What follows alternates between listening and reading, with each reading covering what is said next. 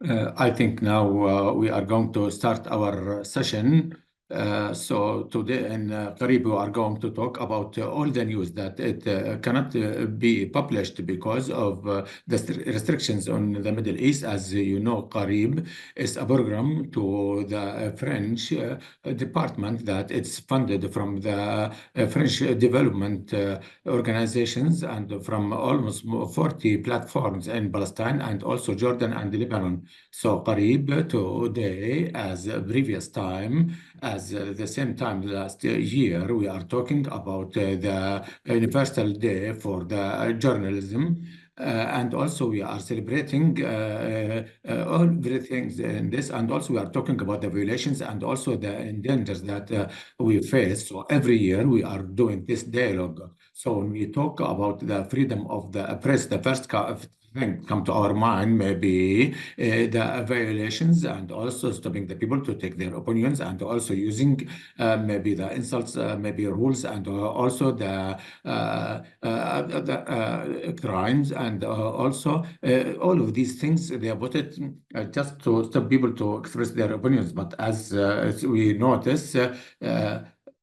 And we have a report that it is reported by Journalists Without Borders that maybe the economic things, it's one of the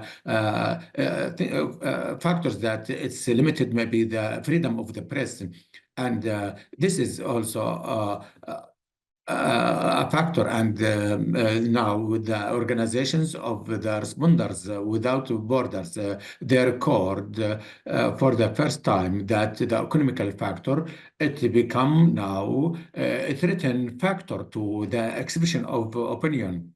And for the first time, as in this volume, maybe it's threatened really the expression of the volume. And for the first time, maybe the conditions for practicing maybe the expressing our opinion, maybe it's less maybe of what you expected. It's less than maybe fourth of what we should have. Today, maybe our dialogue, it is discuss different things related, maybe the freedom of the press. And also we have a number of journalists that they are from very countries and also from very countries and also they are very in their experience. And as you saw before in the introduction, before we launch this dialogue, we have Shrouq Asad. She is a journalist from Palestine, and also Ramzi Qais. He's a researcher in the human rights. And Khulud Hilmi, she is from Anab Baladi, Syria, and Muhammad Abu Shahma, he's a journalist from Gaza, and also Yasser Al Salem. So he's not with us, but we hope that he will join us. He's the editorial in Mada Al Iraq. We need to talk about the relations and in Iraq and in general. And also in Kurdistan. As you know, after we welcoming you now and we welcoming the participant in this meeting, maybe you can share your questions in the chat and we are going to send it to the participant. I'm going to start from Gaza, especially Muhammad Gaza. Gaza, it's one of the dangerous areas for the journalists because Journalists Without Borders, they show in their reports in the 3rd of May, it was the Universal Day for the freedom of press that more than 200 journalists, they were killed in Gaza. I know that you are now playing with your camera, but let us hear from your side because you share us. So to be a journalist in Gaza today, what does that mean?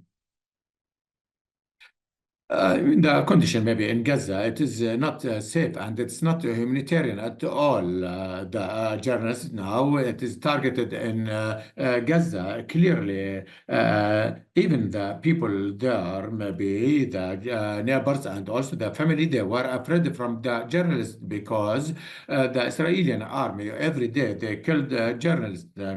as my experience as a journalist in Gaza, I've been exposed to the strike for more than 10 times in Rafah and between Khan Yunis, and now I work in one of the tent close to Nasser complex there. This complex, it was striked and two journalists, they were killed and they were burned.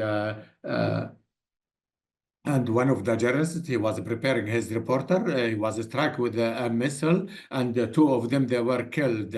So, Muhammad, you told me that while we were preparing this session, that you are now afraid to go to these places because it was targeted, and you find difficulty maybe to rent a place because you are a journalist. Nobody now will rent you a house because you are a journalist. So, what's your experience in this matter? Really? I've been for 8 months living in a tent, and the tent condition, it was not good and not humanitarian because I have five kids. Nobody will allow to give me a house to be to rent it because they afraid from me because I'm a target for the Israeli army. But I could find one of the house from one of my relatives because he traveled outside of Gaza, and I stopped going to the camp of the journalists in Nasser complex. Now I'm using the internet from the street.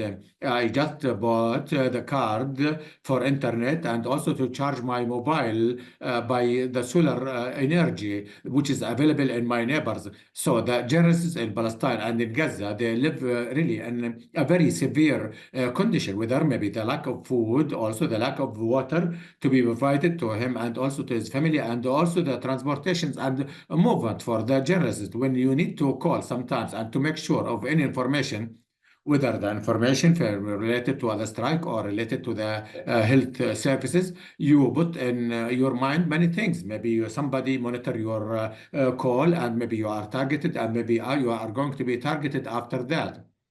So we 16 journalists they were killed every day. Maybe you say that I will be one from the new number. Maybe I'm going to be killed during the coming new hours because you are not you don't do anything. So you will be with us, and thank you first because you join us today. You will be with us, and we need to know your opinion and the other issues that we are going to discuss later. Even maybe you have a special situation because of the area that you are in now, but in Lebanon also some of the journalists they were killed in the border during the war.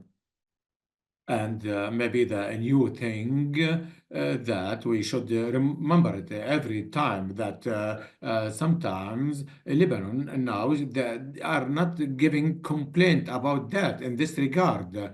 Even maybe the battalion that they killed the journalists at the border there. Ramzi, what you can say about that? What are the reasons of Lebanon not make a complaint? Thank you for this seminar.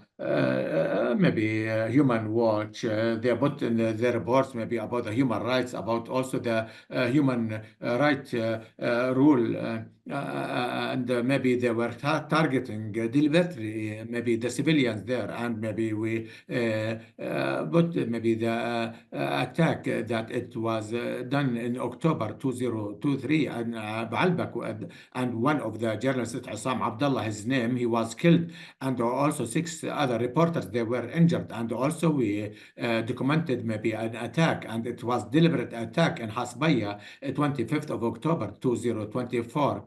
In the two cases that we tried to do a verification there, we noticed that there was no military target, only the journalists. The journalists, they were away from the battle area, and it shown that there are journalists there. So we consider that attack, it is like a war crime. From the beginning, they were called maybe the Lebanon government to talk and also to give maybe the international court, for example, to make a verifications and integration, and also to put them in account. There were some risks sometimes on us, and also there was some movement, positive movement in April.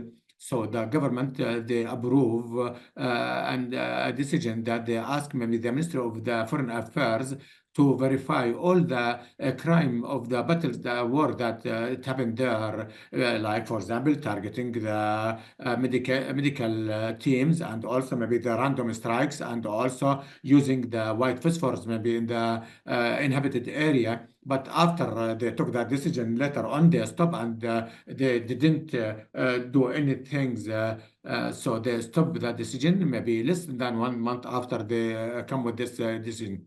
So today we ask the Lebanon government to be responsible and maybe to open the way maybe to make a verification and also integrations with the things against journalists. You know, maybe the reason behind that, why Lebanon, they are not making a complaint until now, we are not sure, but maybe there is maybe some pressure. They put it in the Lebanon government. One of it maybe not to let maybe them be accountable in because if the international court maybe they have like an authority to make integration maybe for them, that means they are going to be accountable for that and for their crimes.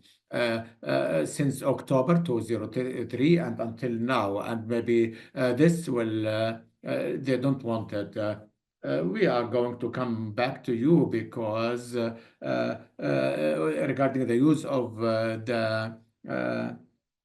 but this reminds us of Gaza and also in the West Bank because there is a verification that it happened before days. One of the journalists he discovered maybe a name of the soldier that he killed, Shireen Abu Aqla in Palestine. Now, but the question is not here. Shuruq, now Lebanon, independent country, and they were hesitated to make a complaint.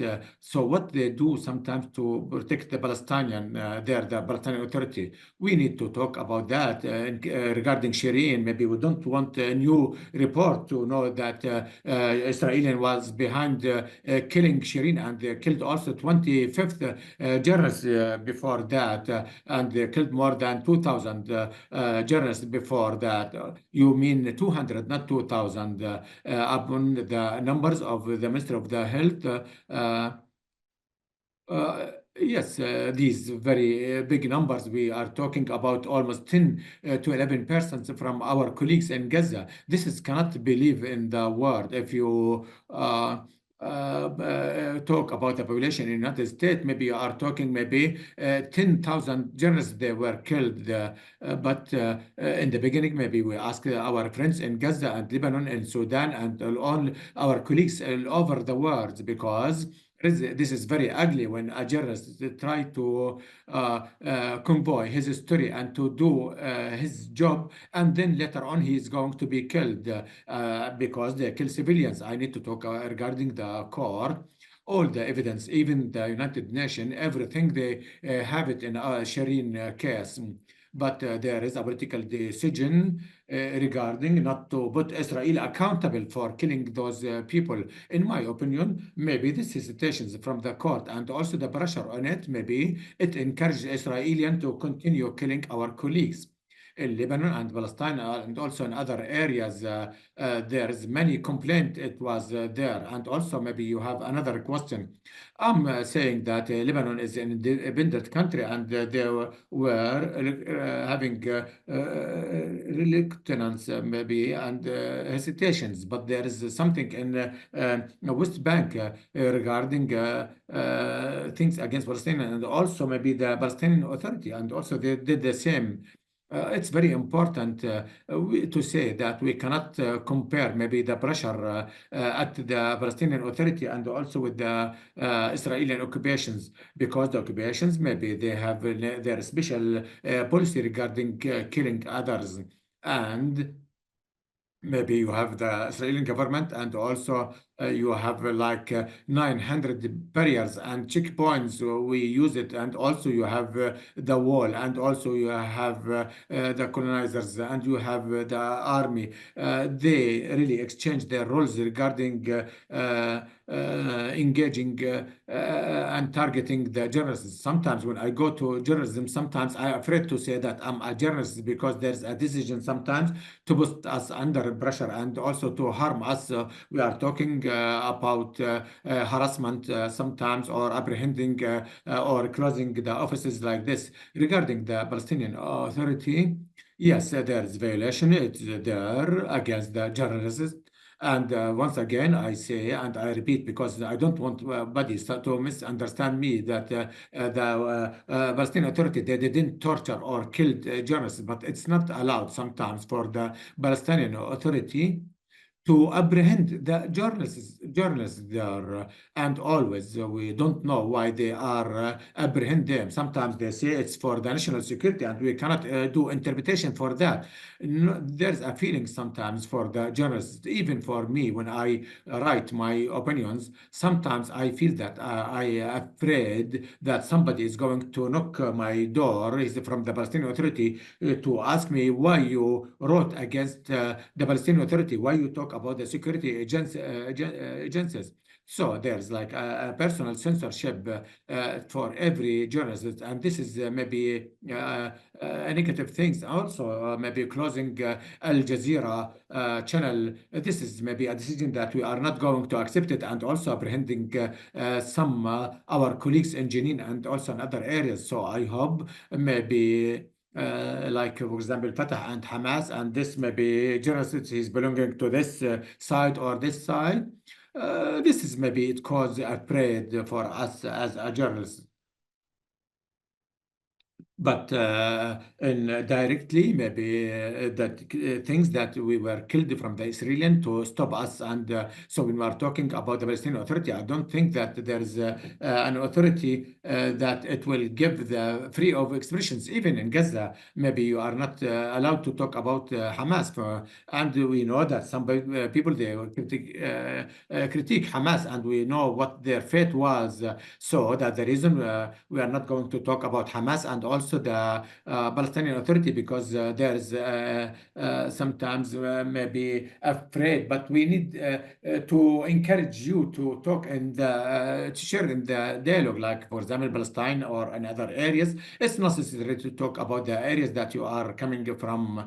So I need to go to Khalid. Khalid, we have Anab Baladi. It is like a platform that you were with the Syrian revolutions, and you were like a young man from Daria, and you came from Syria, and now you came again to Syria to work from the inside of the country. That's the reason we need to know from you what are the interests for the Israeli Syrian, sorry, journalists, that they know, for example, what was the system it's used from Bashar al-Assad. Is there any other threats? Because sometimes we know there's a violations. And very, thank you, Nada, and good afternoon.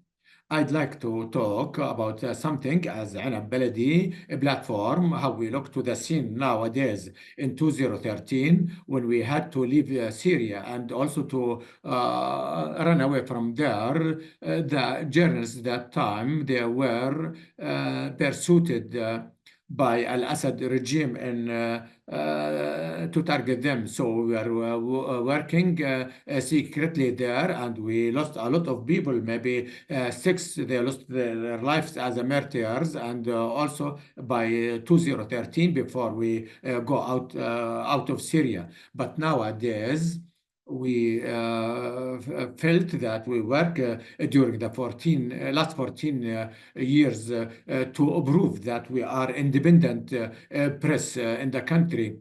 Uh, so we can talk about the situation in Syria in a balanced way, and we felt that we have a golden opportunity to come back to Syria as possible,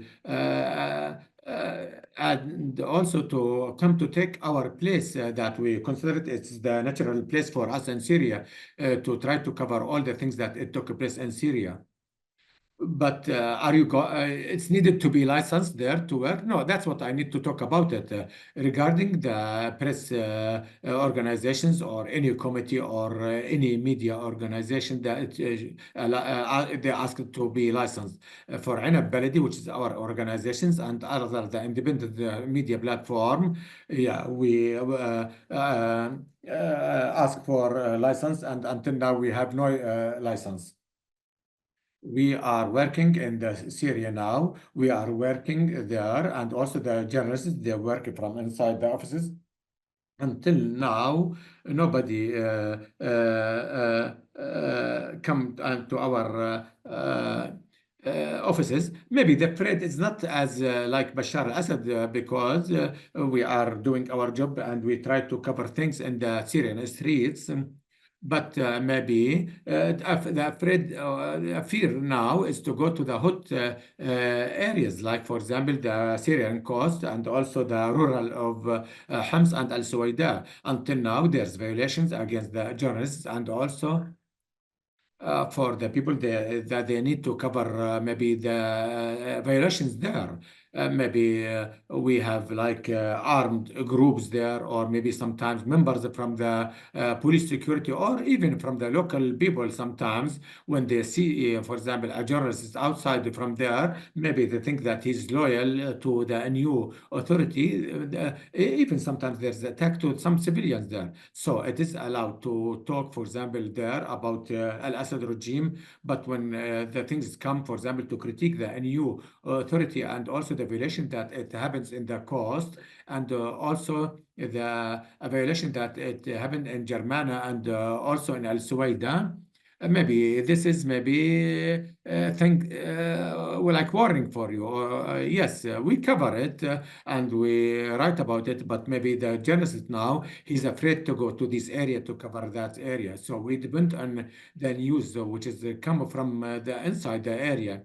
So what I need to say that the new authority, it is unknown for us, for me. So the freedom ceiling now that we are working under it now, because that the new government now, a little bit, they are now busy to deal with the journalists inside Syria.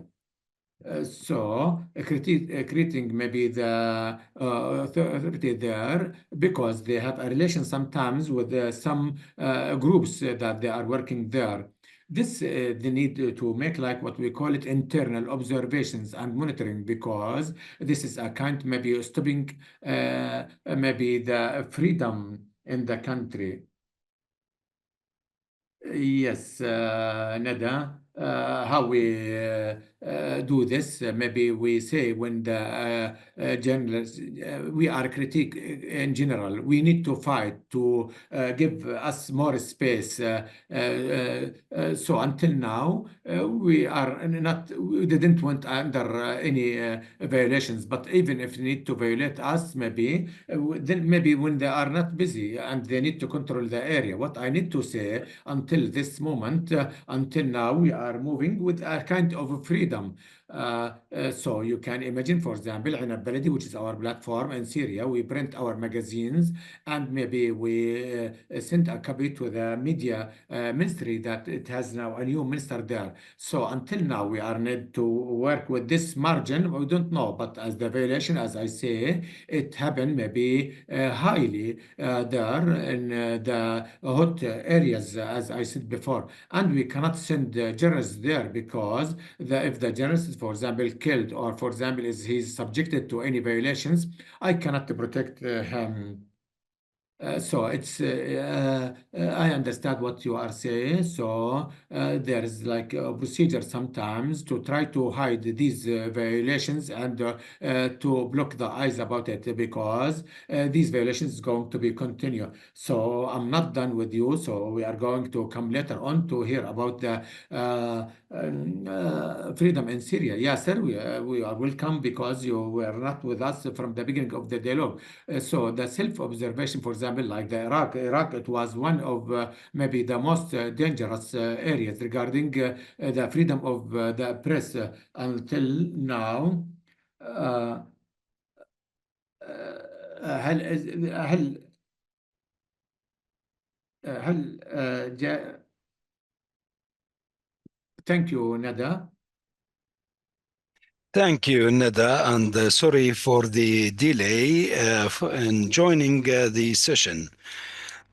Iraq actually is still having high in numbers of violations when it comes to the freedom of journalism, and also we have many statistics, and we are outracing the other Arab region in killing journalists, and even on international level, and even in the last 20 years. We have high number of journalists were killed because of their profession. If we have 1,400 journalist martyrs actually who were killed, and this is if it was documented officially and not on by relying on NGOs and other international organizations, the numbers would be higher. And there is a wide base of violations we are being exposed to, like coverage, like political and news programs, and even the accounts of the journalists on social media, and prohibiting organizations to search on the search engines as well. Actually, there are many legal gaps in Iraq. We have legislations since the previous dictatorship regime, and these legislations limit or restrict the freedom of press and at large, and the authority did not amend or improve the previous legislations, and only to pass a law on the rights of journalists, which did nothing, and they referred to the rights of journalists in many of the articles without having any reference to the international conventions or agreements on the protection of freedom of journalism. Correct me if I'm wrong. Iraq, since 2011, is still discussing the law, and not yet. No. The discussions started in 2003, but in 2011 they passed the law of on rights of journalists, and this is supposed to nullify some of the previous regime's laws, and also to have a freedom of journalism as expressed or stipulated by the Constitution.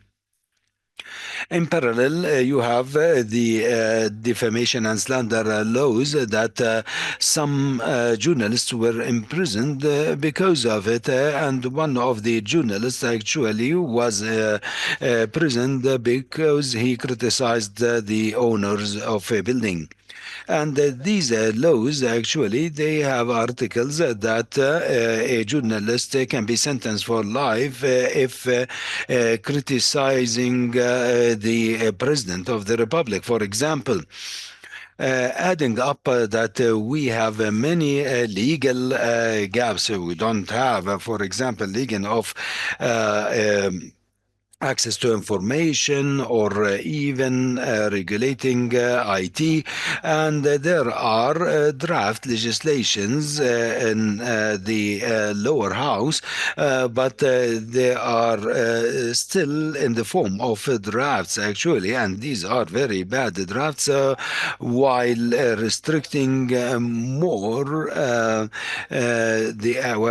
restricting the actions of journalists, and which which actually limit the capability of journalists and other press agencies to access the information because of the routine, the complex routine they need to deal with in order to access such information. Yes, there is the penalty law of number 111 of 1969, which includes 7 articles related to regulating the press work or journalist work. And I'm talking about the defamation and slander law that the journalist was imprisoned because of it. No, no, this is an article in the Iraqi penalty law that is still used till today. And this article was not nullified, and we applied as journalists and activists with a plea to the lower house in order to nullify this article. But our uh, our request was denied and neglected. I will come back to you, Ramzi, because most recently in Lebanon, and you as an organization were active in the journalist field and worked with Megaphone and Daraj, and there was a fierce campaign that was launched against them because they talked about the interests of the political strata as if they also used defamation and slander law in order to attack them. Exactly, as Yasser mentioned, there is something similar happened happened in Lebanon, and independent organizations and NGOs, and during the past years, they have witnessed frequent use of defamation law by ambiguous claims. Those who are claiming that there is a corruption or criticizing the corruption in Lebanon. The first prosecution was against Daraj media platform and the Megaphone, and they summoned Daraj on the basis of a claim and based on the defamation and slander law, and this was about the inquisitive journalism and the lawsuit was raised by the banking sector and in Lebanon, and also there was another case against Megaphone and other organizations. And this is not new. We have witnessed an increasing use of the defamation and the slander law, and the law text stipulates that a person may get imprisoned because of these accusations, and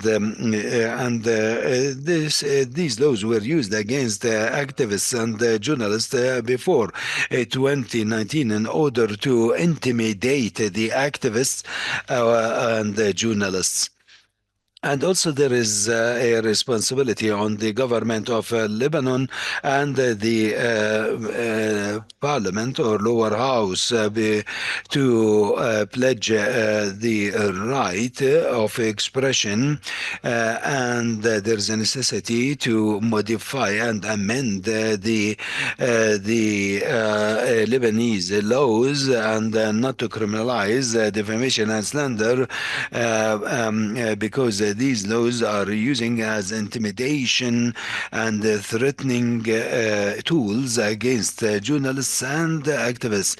So there is backwardness of the journalists' work in Lebanon, and this is frightening, of course. And amongst the platforms that were targeted, they are unconventional and new platforms, are not affiliated with any of the parties in Lebanon, and and not supported by the powerful people or influential people, and they create some concerns for the influential people in Lebanon, especially those who are linked with the misfinancial mismanagement of finances or any other corruption cases. So, as Iraq, you have the defamation law, and they have also the media laws that they are keep discussing without passing. So there's interference in the expression of freedom of expression, and also, then. There are some security agencies like the Cyber Security Department. They are summoning journalists for interrogation, and but while the law says that the jurisdiction is the for the Office of Publications and not the security agencies, they are summoning journalists. It is not their jurisdiction, and because there's a problem in the interrogation method that cannot guarantee the rights of journalists. Usually, there are pressures on journalists or activists to delete a post or an article, while the law does not.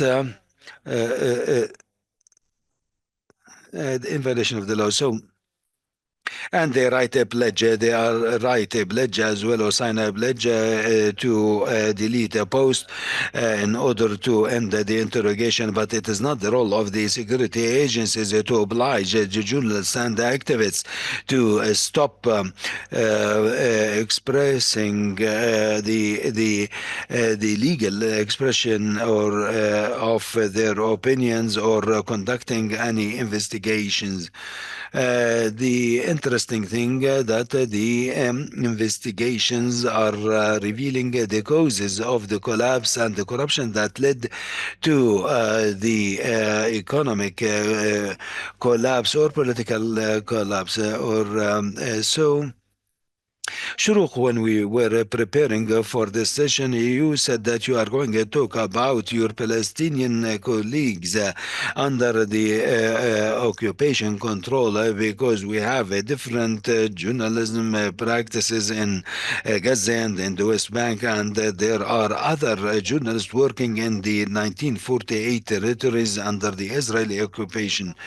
True, as for our colleagues in the 1948 territories, and unfortunately, we were divided geographically, but we have the same challenges and same identity. Today, we are talking about Gaza. This is our agony in the media outlets, but as for the 1948 journalists, let me give an example. We were preparing an investigation on those journalists that were arrested by the Israeli armies, and we contacted all of our colleagues in Nazareth, in Akka, and in Haifa, but they were terrified not to give us with any testimony or statement, and those who provided, they asked us to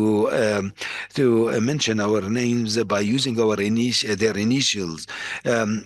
So those who are still in 1948 territories in our lands, and now it is under the Israeli occupation. We have the same identity. They are our kins. Now they are being exposed to expression of suppression. Maybe they are using having the Israeli nationality as something against them, and they were obliged to take the Israeli passport. No one took it willfully, but we are grateful for them because they are staying there in the remaining lands of Palestine, and I understand not to deal with Israelis with Israeli passports, but I cannot understand for Palestinians living in Israel, in Nazareth, in Safad, and other areas, and bearing all the forms of discrimination in their work and their lives, and we are an extension to the Arab world. We should not keep them in isolation. And I know some of them that Egypt refused to give them a visa in order to get their rewards, and they were authors, writers, and other journalists. And in such circumstances, we need to know that the occupation imposed all these things on us, and we should not deal with them or consider them as Israelis. They are Palestinians whom their lands were looted. And let us go back to our main question, that this kind of new technology allowed creating independent platforms for the 1948 Palestinians. And I would like you to talk about the pressures that they are under. There is independent media trying to reflect the picture from inside while being exposed to some pressures. Yes, we need to say that these platforms and this kind of media is an individual effort. We are not talking here about any entity providing support or funding to any of the Palestinian for 1948 Palestinian journalists. They are trying to delete their identity of these media outlets, and they are trying to delete their Arab identity. And Israel is contributing to putting pressures actually, and Judaization, and there are many stories like being arrested, and but they are in a covert battle. They are independent platforms in the 1948 territories. They are relating to their Arab narrative and their humanity, Arab humanity and Arab identity. And but there are many platforms. I don't want to name them. They are doing a very important role. They are a main pillar in conveying the information, and also fighting Judaization. And one of the independent platforms that is prominent and away from businessmen and the political arena. These are the platforms that are exposed to the largest pressures because they don't have any affiliations. Maybe this is the frightening thing, and this is what has been shown in the report of Reporters Without Borders, because the report talks about scores and hundreds of platforms being closed because of economic pressures, hence losing free voices because of economic pressure. So I don't know who wants to comment on this, and I don't want to go in order to convey and reflect on this. And Nada, you are talking after completing the COVID-19 phase, and then we went through war. And let me tell you about Gaza. 112 independent media institutions closed totally. 24 radios were closed. Radios that radio channels that people rely on to hear news. And in the West Bank as well, some of them were totally finished, and the others are trying their best to work on their platforms for things related to the local community. In Gaza, they only want to survive, and they have myriad challenges. And we ended up with some of our freelance colleagues, and they are trying to continue, and many media agencies actually laid off the journalists and our colleagues, but because they cannot continue, the political pressure is leading to an economic pressure. So how come they are going to continue? And now there are freelancers. There is a multi places and campaign that these journalists don't have any rights, neither in protection or compensations. And we always see on journalists groups the calls for all these rights because they are not getting their dues and their rights. And there are some attempts in some of the trade unions to create a framework for protecting such journalists. And there are some comments on the chat. Nadine is asking, is there a possibility to provide us with the 1948 journalist platforms in order to see them? And Nadine, there is a platform called Far'a Ma'ai. Far'a Ma'ai, it makes a difference with me. And there is 19 Arab 48 or Arab 48, and also NAS Radio. As far as I remember, if you remember some of them, please type them in the chat box. And there is another question: how can we confront violence? Was to establish an advocacy network to defend journalists, be it whether martyred, disappeared, or in prison, and can figures form pressure points to confront the attacks on many journalists and help develop policies and protect the rights of journalists? Who would like to answer this question? Our previous experience in Syria during the past 13 years, I think the advocacy networks were only to defend the rights of journalists outside Syria, like Journalists Without Borders, like Human Watch, and other organizations.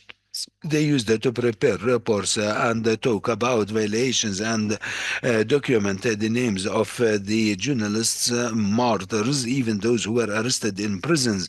But I need to say that unfortunately there was nothing on the ground.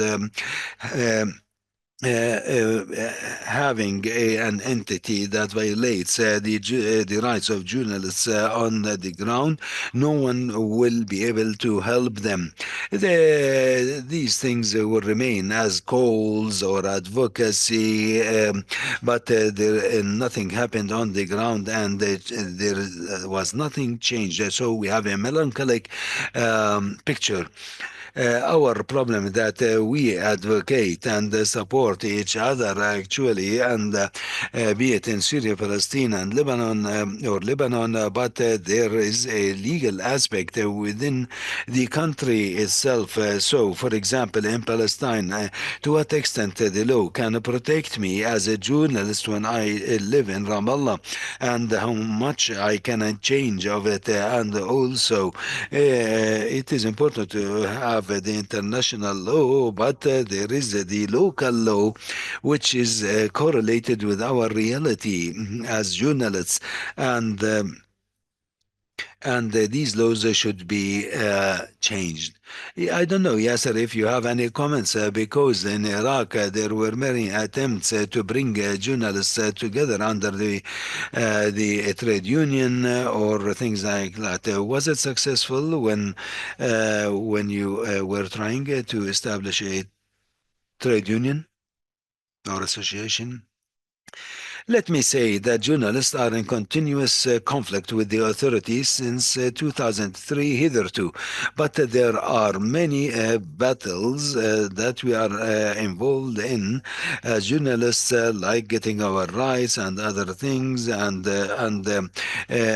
many organizations are working on defending the rights of journalists and the freedom of work.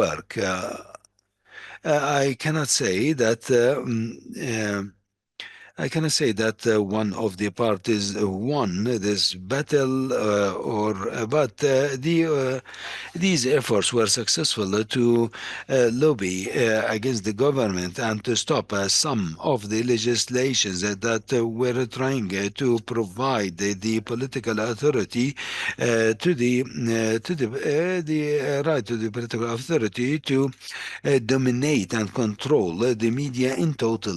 And one of the main problems is the lack of legal legislations. And according to the law, we have only one recognized association or trade union. And in 2013, we were trying to create a new one, independent one, and it lasted for 10 years and was successful, but because of the political pressures, our work at the association was froze, and then we started relying on the NGOs to be a portal for defending our rights. Actually, these are active organizations issuing reports continuously and documenting the violations against journalists, and they work with some of the MPs to amend the laws, even if those attempts were not successful, but the attempts themselves were very important on the level of some of the bad legislations that they were trying to pass in the lower house.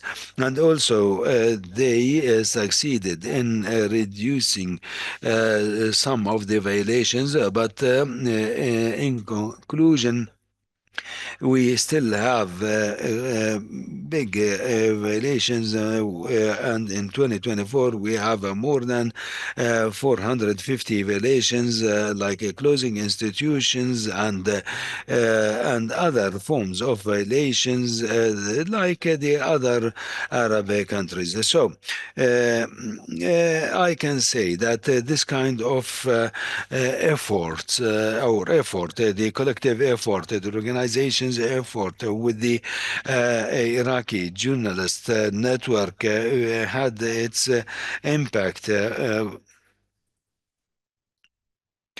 Yes, sir, you may be brief when responding to my question. Iraq, as Lebanon, they are affected by the sectarian divisions and also denomination division, and also entering the business world, because journalists actually should have for example, affiliations, political and sectarian affiliations, and this may affect the independency of journalism in order not to be bought or sold.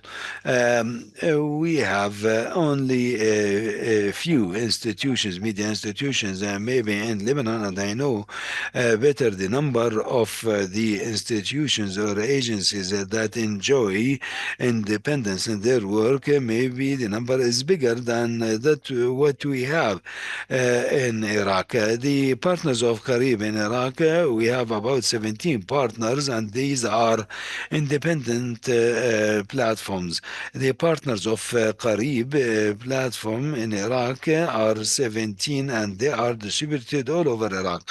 I think there is a visibility of the independent media, and they have impact. To what extent these pressures can affect the independency of such organizations or platforms? No, no, no. I'm talking about institutions with a great visibility in the media, and but as platforms, yes, there are platforms, but even their funding is coming from international organizations or by individual efforts by the journalists, because the political dollar is dominating the media in Iraq, and even the businessmen are visible in the media from the political angle, and the political domination.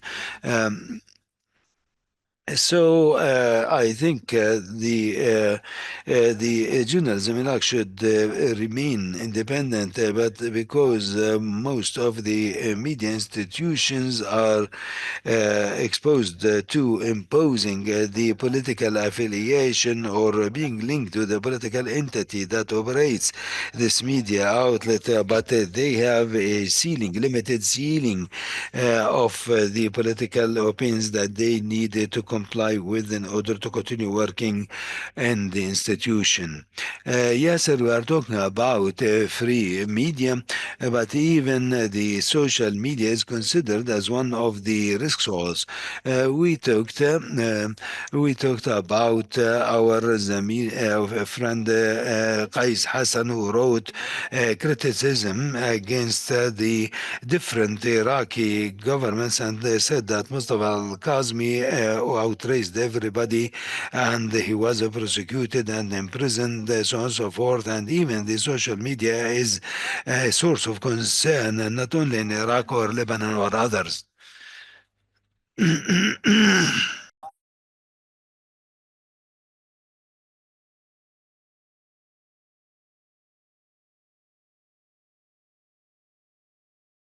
Many of the journalists now they look the platforms because of some of the operations or the attack they are encounter sometimes, and also maybe the threat that they receive from these arms that they are supported from the politicians. It's There's many ways that it's expressed against the journalists to stop their voice. A lot of number of the journalists they leave the social platforms and they stop writing in the media organizations. Muhammad, I need to apologize because we are late to come to you. But please, yes, there is many violations that it's not known maybe to the journalists in Gaza and what's appear in the war. There's many of satellite stations. Sometimes they show the things that it happened in Gaza. Nobody ask himself what is the resource of the video that it come to this video satellite channel. There's many of the journalists they were killed while they were videoing in the battle area and also in the dangerous area when the army sometimes ask them not to make a video in that area. And sometimes they know the journalists that maybe this it will cost them their life, and maybe the junior journalists because they don't have experience they go there and they kill there because and nobody knows about them. Maybe the satellite station will give them like $1,000 for 1 minute video, then the second time he will go there and he will be killed. Nobody will know about him. This is maybe nobody will take care of his family or, for example, to support him with monthly salary. He went there maybe to make a video and to come back with a video take money in return. Uh, so this is the things that it happened there. And also I need to add things also that we have a media organizations. They stop some journalists there because they say we don't have anything as income to give you a salary or a return. So many journalists they receive letters to stop their work from the organizations. This is one of maybe of the most violations. In addition to maybe the strike that it took place from the Israeli army to kill the journalists. Shuruk, now she talk about the numbers of the organization that it has been stopped in Gaza because of the economical situations. And also, you maybe discuss the freelancers' work. Now we are talking about their rights because Gaza, she showed maybe the need for the journalists.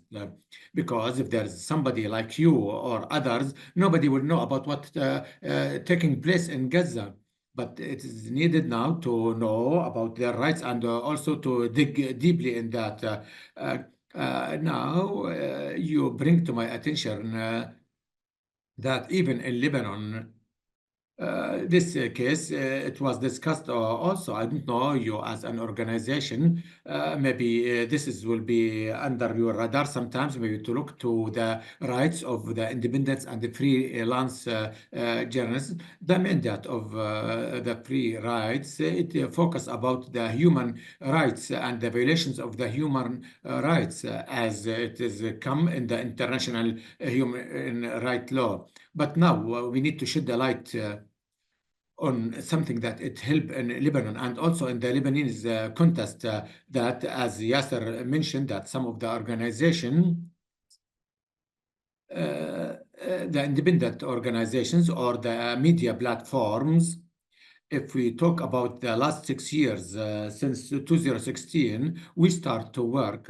together and also the collaboration to start maybe to provide them with their rights. Like, for example, we establish associations sometimes for expressing the rights of the press, and we have like independent media platforms. So whenever there's a violation to target the journalists or, for example, about try to suppress their freedom. So we work together by having like media reports or sometimes to put the pressure on the politicians or to the people in charge in the government to try to change some of the practices that it may be taken to violate their rights. So this maybe associations, maybe it's like an example sometimes how we can work as a human rights and also as a media platforms to try to continue to ask for the rights of the journalists to have a freedom expression. There's many things that we didn't discuss before, but we need to have the atmosphere and also the right condition for them. We have a question that I need to discuss it, but unfortunately, I think maybe as a comment for what happened, that the Iraqi satellite station, if not all of them that are belonging to political parties, but they expend a lot in these satellite stations, and this is not the same for maybe the private satellite station, and especially for with the weak financing for some of private satellite stations, which is depend on some NGOs funding. Even the economic crisis, sometimes it affects some of the organizations and the committees that they are defending maybe the rights of the human rights. This is maybe a concern, which is the human rights situations that it comes from Responders Without Borders in their reports. This is maybe strike maybe the bill again to look, for example, to the threat to stop the funding resources for the independent platforms and private satellite stations. This is maybe the threat. It happened not in the Middle East, but all over the world. If somebody has any comment about this comment, about maybe the crisis that we live in and about the dangers of this crisis regarding maybe the freedom of the expressions. Khulud, maybe you are one of the first private independent platforms. You work in this contest. So you always have a concern for the next period of. Yes, we lived the 14 years while we have concern, but not now as now. At least there was some funding that we can take it. We have some people maybe to support and finance maybe the private press. Now, all the ecosystem, it's not working as good as before. Things go backward because of and this may be affecting maybe the financing from Europe and also from all other finance that it support the independent press. Now, how we can find like organization to stop in our feet. Also comparing with some media or press that is financed with the political parties. Now, as the Syrian media, it stands on their foot again. Can we sometimes we'll continue our work. Is there any other maybe voice other than the governmental voice? But this is going to affect us a lot. We try our best, even when we are out of Syria sometimes. Uh, we try also to work also from the inside the country. You hear a lot of criticism against maybe the government and also the media, that they said that there is no any they're talking about the authority, but it's like a coverage of what they are doing as authority. It is, yes, it is governmental media. It's a governmental press. What we need to believe, this is maybe the voice of the government. So it's the voice of the authority. The independent press and journalists, it should be continue in Syria and also in other places in the Middle East and also all over the world. So to see maybe the other face that you cannot cover. So how we can continue and we stand on our feet, especially we have no funds sometimes and financial supports. We need to find other ways so we can find self-finance or support. We don't know what maybe the methods that we can use. We need to explore, but this is maybe something that we concern about it. Maybe sometimes we can finish any time because the finance for us, it's not depend for countries that they can fund us, because you don't want, for example, to work with the government. So the violation sometimes, or maybe the absence of the independent press, it will bring, for example, to have the voice of the government and the authority. That's the reason that it happened to us, which is the media, that it was dominated from the Israeli government for the last 50 years. Nobody can spoke highly or raise his sound because always we have the press that it is loyal to the government and they're talking about the same things. We don't want this contest to happen again, and also to take it from one side. We need all the voices to raise up the one that are against or supported. How we can keep with this situation without having the support. This is a challenging issue, and now we have in Baladi platform and other platforms, we look to our capabilities. Can, for example, in Syria, we sell our platforms or magazines. There's many ideas. It's marketing ideas. Now, it's not the way to control the presence for us as independent media. Now we are thinking and asking ourselves how we can continue in our work.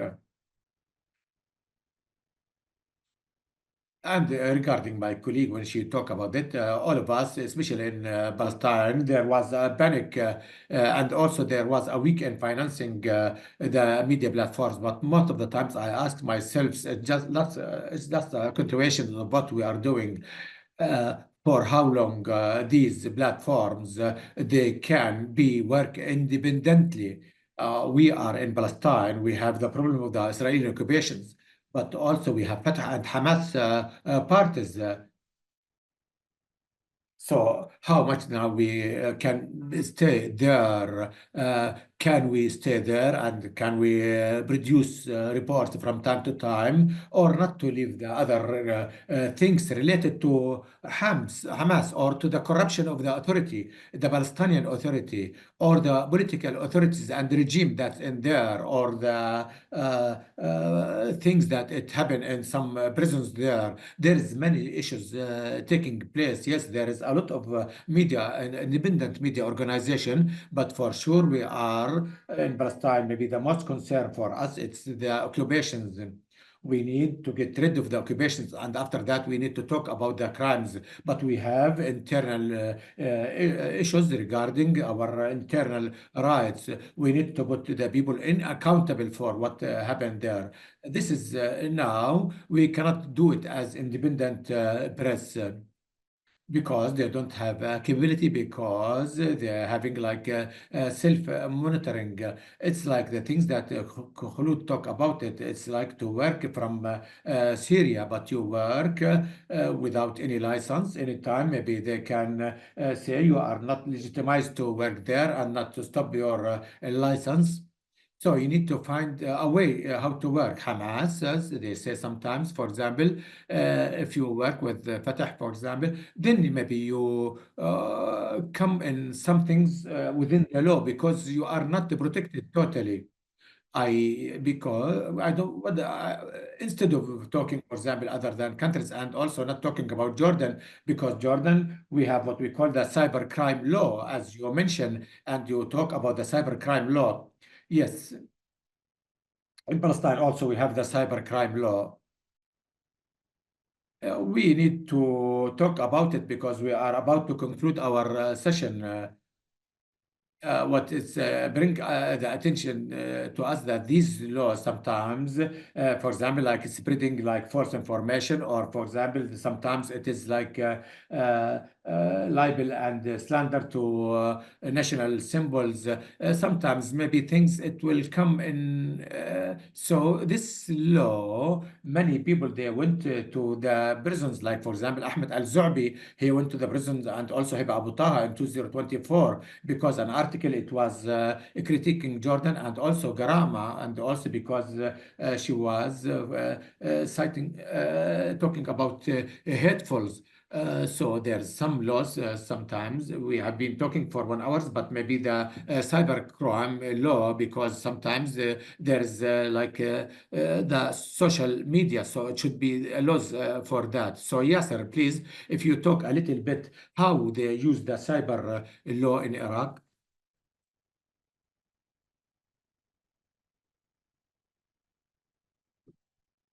Please, if you allow the law now, it's not legitimized in Iraq until now as a cybercrime, but we have the draft. In the draft of the cybercrime law, we took a lot of the Jordanian cybercrime law as an articles. But maybe the copy that we have it in Iraq, maybe it's worse than what is there in Jordan. For a degree that many of the law specialists there, they write about it, that this maybe it will burn everything and it will stop the people to use the social sites. It's similar to the things and similar to the things that it stopped maybe the freedom of right. As I talked before, that until now we don't have definitions of the national security. So when we ask, for example, the governmental security, nobody will give us a legal answer. For example, what is the definition of the national security? So if you, for example, violate it, you are going to pay a fee or to be in charge. Like a definition, for example, of the national security. This is one of the things that it come in the cyber crime law. So this cyber crime law, it focus on stopping the opinions to create like a panic situations to the journalists and also to the writers in Iraq. So this law, a lot of campaign against this law to stop the law for the last 6 years. Since they have the draft and until now, it's not legitimized. Some of the politicians they need to legitimate this law, but if this law approven in Iraq, it will be really a disaster in Iraq, and it's against the democratic situation in Iraq. I don't know. Thank you, Yasser. If nobody has any comments, we need to conclude this session. Anybody has any comments, like Ramzi, Khulud, Muhammad, Shuruq? I need to thank you, Nada, and also Qarib. and also my colleagues and the people that are hearing us because I'm talking from Brussels, and yesterday we were opening maybe the Universal Day for the press, and I was hearing the things that they were talk about it. So everything we talk about today, it is very important. But maybe the thing that we can do it as a journalists and also a press organizations, maybe to protect the journalists' death and life. I cannot sometimes comprehend that we can lose our colleagues and our colleagues to be displaced and also to stop from starvations and from panic and fear. We cannot go forward as a journalists and as a press. If we don't protect the life for all our colleagues, not in Gaza and Palestine, because in Gaza it is maybe bad, but in other countries also it's the same. So it's our responsibility all. And I hope that we can find a place that we can work together. But I hope that maybe we have laws that maybe not only to be designed to stop us and to limit us. And these maybe the things behind our laws in the Arab world. Thank you, Lud, and also. By the end of this webinar, we thank you for your participations, and also we thank the people that they were us in the Zoom meetings, and also they make comments, and also Ramzi Qais. Thank you, Muhammad Abu Shahma, and also Yasser Al Salim. And also thank you, and also thank you, and also maybe we're going to have another meeting, second and third, and also meeting in the coming months. Thank you very much.